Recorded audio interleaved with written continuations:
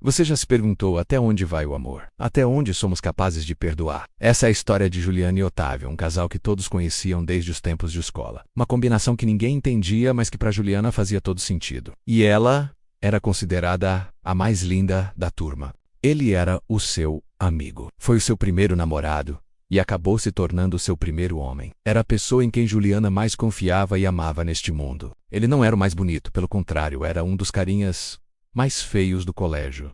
Mas ele tinha algo especial. Ele estava sempre ao lado dela e fazia ela rir quando tudo parecia ser só problemas. Juliana ouviu o barulho das chaves, e assim que Otávio abriu a porta do apartamento, Juliana correu ao seu encontro. Ele largou a mala no canto do sofá, tirou o casaco com a pressa de quem queria se jogar no conforto de casa. Como foi a viagem? Perguntou ela sorrindo. Preciso urgente de um banho. Tô muito cansado. Enquanto ele seguia para o chuveiro, Juliana se aproximou da mala para pegar as roupas sujas, algo super normal que fazia. Mas ao abrir o zíper, seus olhos congelaram. Roupas amassadas, revistas, meias e uma pequena calcinha de renda embrulhada no meio das coisas. Ela ficou imóvel, uma prova suficiente da traição de Otávio. Otávio saiu do banho enxugando o cabelo, sorridente, contando coisas da viagem e rindo. Juliana olhou para ele com os olhos cheios de ira. Pode me explicar o que isso está fazendo dentro da sua mala? Otávio, nervoso, lembrou. A calcinha? Que grande vacilo. Tinha que ser convincente e tentar se explicar. Você está me traindo? A pergunta foi direta, cortante, sem rodeios. Que isso, meu amor? Que paranoia é essa? Você não confia em mim? Acha que eu iria te trair? Eu encontrei uma calcinha na sua mala. Não é paranoia. Juliana, acredite em mim. Isso não é meu. Nem vi que haviam colocado a calcinha na minha mochila. Sua cara era de surpresa. Aquela era a prova e a lembrança de uma noite ardente com uma inglesa. Otávio disse que a tal calcinha havia passado de mão em mão, até que colocaram dentro da mochila dele. O tal colega de trabalho havia conhecido uma inglesa e tiveram uma noite quente. Mas como o cara era casado, não podia chegar em casa com a calcinha de outra mulher, tinha que se livrar daquilo para que a esposa não pegasse. Otávio, ou você é muito burro, ou acha que eu sou muito idiota? Otávio batia na mala com raiva, amassou a calcinha e jogou no lixo. Você acha mesmo que eu seria muito burro de deixar uma calcinha na minha mala e correr o risco de você me pegar e terminar nosso noivado? Eu simplesmente acabei esquecendo de jogar a calcinha fora. Acredite em mim. Eu tava louco pra voltar pra casa e te encontrar. Nem me lembrava dessa droga de calcinha. Por mais absurda que fosse, ela preferiu acreditar na história não porque fazia sentido, mas porque sua paixão era profunda demais para enfrentar o fim daquele noivado. Você tem que parar de dar ouvidos a essas fofocas. Tá cheio de amigo meu querendo namorar você. O Ricardo vive te chamando para tomarem um vinho juntos. O Gustavo é louco por você. E já fiquei sabendo, se um dia a gente se separar, o Mário será o primeiro a te chamar para sair. Tá achando que eu não sei das coisas? A conversa atingiu Juliana de um jeito estranho. O desvio de assunto foi a melhor forma dele sair daquela situação, afinal, ele estava elogiando ela. Uma maneira astuta de distorcer o foco. O assunto deixou de ser a traição e virou a sorte que ele dizia ter por estar com ela. Acha mesmo que eu não sei que as pessoas inventam coisas só para ver a gente separado?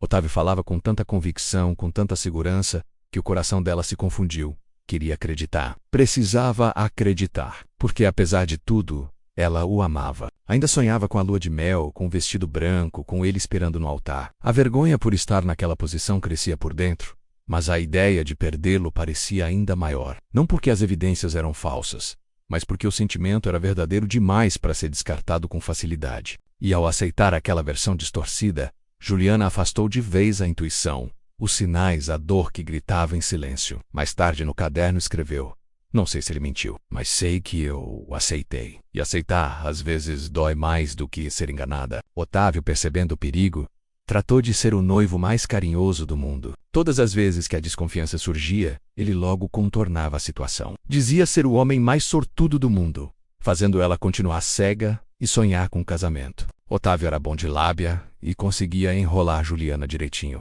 Juliana foi levada a acreditar que eles realmente tinham uma relação especial, que ele a amava incondicionalmente assim como ela, e que ele jamais a trocaria por outra. Ele a colocava num pedestal e ela acreditava que eles haviam sido feitos um para o outro. Juliana vivia o sonho do casamento, a ilusão da lua de mel. Gastava todo o seu dinheiro comprando coisas para o seu enxoval. Um pote aqui, um porta-guardanapos ali, e ia juntando tudo dentro de uma grande mala. Os poucos tempos que passavam juntos, Juliana tentava conversar com Otávio sobre o casamento. Otávio se esquivava de todas as formas, deixando a noiva irritada. Amor, Queria ver contigo sobre a igreja, o local da festa, os preparativos do casamento. Juliana, eu acho que não precisamos correr com isso. Vamos deixar isso para depois quando a gente tiver grana, dizia ele tentando enrolar ela. Esperar mais quanto tempo, Otávio? Estamos namorando há 3 anos e meio. Que espécie de relação é essa? Tá saindo comigo então pra quê? Não vejo motivos pra gente adiar mais tempo. Amor, calma. Eu não tô falando que a gente não vai casar, só estou dizendo que agora não é o melhor momento. Quanto mais ela insistia, mais ele se afastava e falava menos, tocava menos, e o amor físico que antes era carinho, virou ausência. Uma ausência que Juliana tentava justificar com cansaço, com rotina, com qualquer desculpa que poupasse seu coração de admitir a verdade. E inevitavelmente eram nessas horas que as brigas começavam. Otávio era covarde demais para acabar com o noivado, mas era muito corajoso para fazer tudo para irritar Juliana, deixar ela instável. No fundo ele queria mesmo era que ela terminasse com ele. Casar com Juliana parecia não estar nos seus planos, mas também não queria dispensá-la. Ela escreveu: às vezes, não é o fim que dói, é o que a gente se permite aceitar para evitar ele. Juliana se mostrava cada dia mais frustrada, se apegava a um fio de esperanças de que um dia ele iria mudar. Algumas vezes ela chegou a pensar em terminar a relação, mas assim que ele percebia suas intenções, ele se aproximava, se tornava o melhor noivo do mundo, fazia surpresas, deixava Juliana alegre, e assim ele garantia mais alguns bons meses com a noiva do lado. Otávio era esperto demais para Juliana perceber que ele até gostava dela, mas gostava mais ainda da vida que tinha quando não estava com ela. Se esforçava para parecer um cara fiel e super apaixonado. Mas o que Juliana não sabia era que há anos Otávio vinha saindo com uma aqui e outra ali. Juliana começou a ficar triste. Vivia sua vida totalmente dependente de Otávio. Os meses se passaram, a aliança ainda brilhava no dedo de Juliana, mas sua luz já não refletia mais alegria, apenas expectativa. Ela vivia no fio da esperança, pendurada no sonho do casamento perfeito, o pedido emocionado, o vestido branco, a lua de mel em Santorini que já existia em pastas de inspiração salvas há meses. Juliana continuava a se dedicar, combinava jantares com os amigos, cineminhas e saidinhas. Otávio era sempre o gozador da turma, compensava sua falta de beleza sendo divertido. Não só Juliana, mas todos gostavam dele, o cara sempre com bom humor, cheio de piadas e bem disposto. Aos olhos do mundo, eles eram um casal perfeito. Ela bonita e simpática. Ele feio, mas muito divertido. Mas um dia tudo mudou. Os carinhos e a atenção ficaram mais raros. As palavras se tornavam mais ásperas. Ele passou a tratar ela diferente, o corpo dela já não era apreciado, os carinhos eram frios, deixando ela desnorteada. Ela confusa chorava, tentava entender. Ele, para se defender, dizia que era a pressão que ela fazia para que se casassem. Sem coragem de terminar o noivado, Otávio, covardemente, passou a tratar Juliana mal e inverter os papéis. Bíblia, irritado, não queria conversar, não sorria, e ela acabava levando sempre a culpa de tudo. Aquele tom, o jeito como ele vinha tratando ela, foi minando Juliana, e no lugar crescia uma menina frágil que se alimentava apenas de pequenas incertezas e dos raros carinhos. Ele aguardava uma explosão, mas ao contrário do que ele esperava, ela se calava, sofria. Seus olhos se enchiam de lágrimas e ele a abraçava, se sentindo culpado por fazê-la chorar. Aos poucos ela foi mudando, Deixou de ser segura, perdeu o brilho, vivia apenas para agradar Otávio, enchendo seu coração com expectativas. A última vez que fizeram amor foi mecânico. Juliana sentia falta de carinho, de gentilezas, de cuidados. Era só um ato físico e ela se sentiu usada. Ela sobrevivia à relação como quem se prende a um galho frágil em meio a uma correnteza. Não tinha forças para soltar. Acreditava, com uma fé cega, que tudo era uma fase, mas que Otávio ainda a amava. E um dia tudo voltaria ao normal. Otávio passou a ser cruel, manteve a relação com a noiva no Rio e se divertia declarando abertamente que levava a vida que queria com os casos por fora. Achava que Juliana não era mulher para se casar, mas ele usava seu corpo.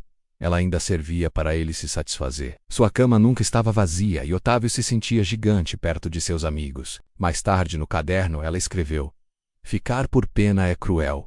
Fiquei por dependência, pelo medo de ser abandonada. E agora tô aqui, sem coragem de partir. Mas o que Juliana não sabia era que desta vez, Otávio não tinha mais vários casos. Ele tinha uma amante fixa em São Paulo. A dona da calcinha era a nova colega de trabalho, a mesma mulher que havia viajado com toda a equipe para Londres. Cara, conta aí como você consegue manter 2 mulheres, uma em cada cidade. Horas. Isso é segredo. Você fala aquilo que elas querem ouvir e elas comem na sua mão. Os desgraçados riam e aplaudiam enquanto Otávio se vangloriava. Otávio ficou nessa situação de morde e assopra por meses. Sempre que ele maltratava Juliana e ela se distanciava, ele mudava e passava a ser mais atencioso. Saíam juntos, cinemas, shoppings, tudo parecia normal, fazendo ela permanecer nessa relação doentia, tóxica. Mais tarde ela escreveu no caderno: graças a Deus, seja o que tenha acontecido, acabou. Ele voltou. Para mim, que talvez fosse outro caso passageiro. Ela se segurou firme, fez jantares surpresas, sorrisos ensaiados, esperou por mensagens que não vinham e por abraços que ficaram mornos. Otávio havia feito tudo premeditadamente para fazer Juliana ficar dependente de seu afeto, de seus carinhos, de sua atenção. Mas essa relação que vivia sempre por um fio já estava cansando Juliana.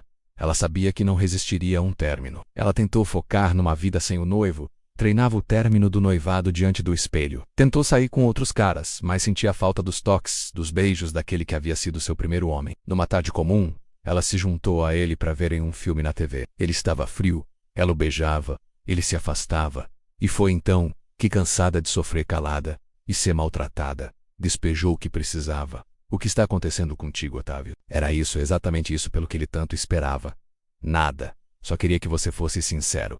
Diante de tudo que já passamos juntos, é o mínimo que eu espero. Preferiu enrolar Juliana mais uma vez, provocando e forçando para que o término partisse dela e não dele. Você anda muito estranho, tá frio, pouco carinhoso. O que está acontecendo, Otávio? Nada, Juliana, que paranoia. Juliana começou a chorar, ele sabia que estava ferindo ela, mas era covarde demais para assumir seus erros e suas traições.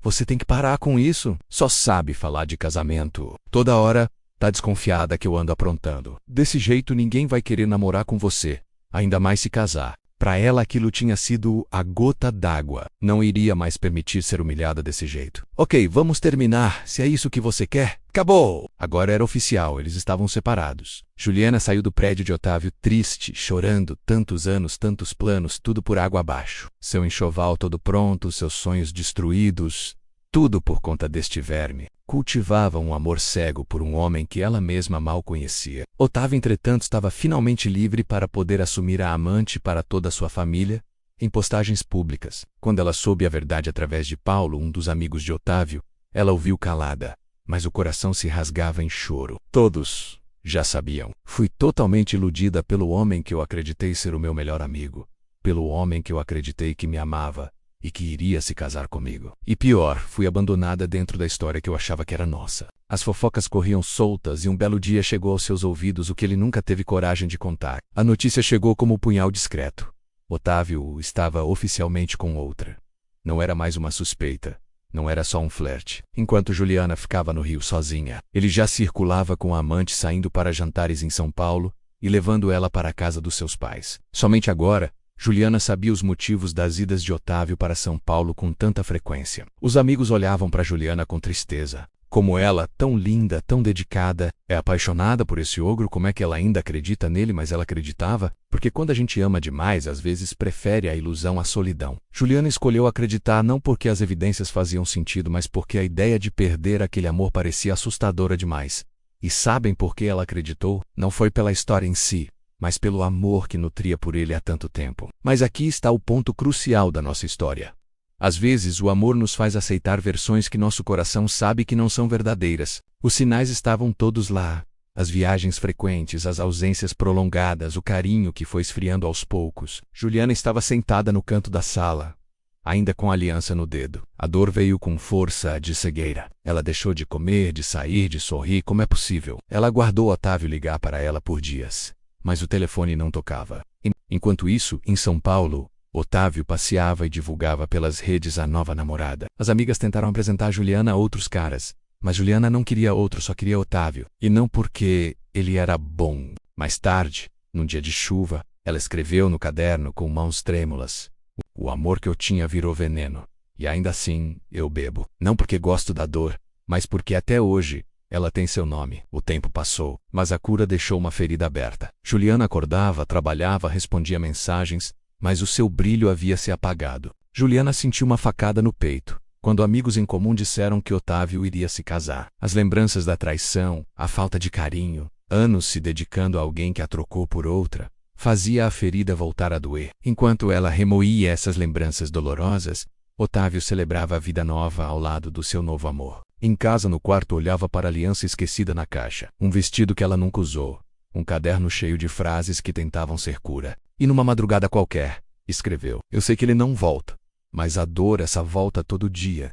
Enquanto ela estiver aqui, ninguém cabe ao meu lado." Juliana seguiu a vida, tentando reorganizar os cacos, sem saber onde cada pedaço encaixava. Conheceu outros homens, alguns doces, outros vazios, mas nenhum ficava. Não porque eram ruins, mas porque ela ainda comparava todos a Otávio. Mas o casamento de Otávio não era um mar de rosas. Juliana soube, por meio de uma amiga, namorada de um dos amigos mais próximos dele, que Clarissa era traída repetidamente, pressionada por um homem que não queria ser pai, e mergulhava em crises de choro compulsivo e sintomas de depressão. O brilho da aliança escondia uma dor que agora pertencia a outra. A vida de Juliana seguiu, e aos poucos o fantasma de Otávio deixou de aparecer em seus pensamentos. Um dia, ela conheceu Marcelo, bonito, alto, seguro demais de si, fazia 1000 promessas.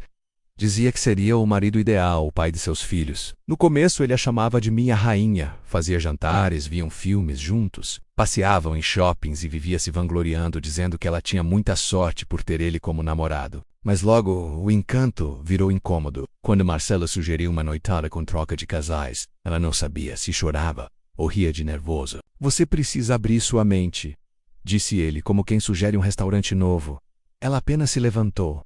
O corpo tremia, e não era pela proposta, era pela sensação de estar mais uma vez num lugar que não a respeitava. Naquela noite, ela pegou seu caderno e escreveu: "Às vezes amar errado parece mais familiar do que ser amada certo. Desta vez, eu escolho a paz." Depois de tantos anos de sofrimento e muitos tropeços, Juliana resolveu partir, e numa mudança drástica, escolheu outro país, outra rua onde ninguém sabia de suas antigas cicatrizes. Hospedou-se inicialmente num quarto modesto, numa casa grande compartilhada com estranhos que aos poucos viraram histórias novas. Ali, sentiu pela primeira vez a leveza de não precisar justificar sua dor. Era só ela, entre plantas na sacada e janelas que davam para um céu diferente. Foi então que surgiu a ideia: abrir seu próprio negócio. Pesquisou, pediu ajuda quando precisava. Consultou um possível empréstimo após longas reuniões, cheias de termos e medo. Até que, por uma coragem que nunca havia demonstrado antes, comprou uma casa sozinha, enfrentou obras, papéis, burocracias,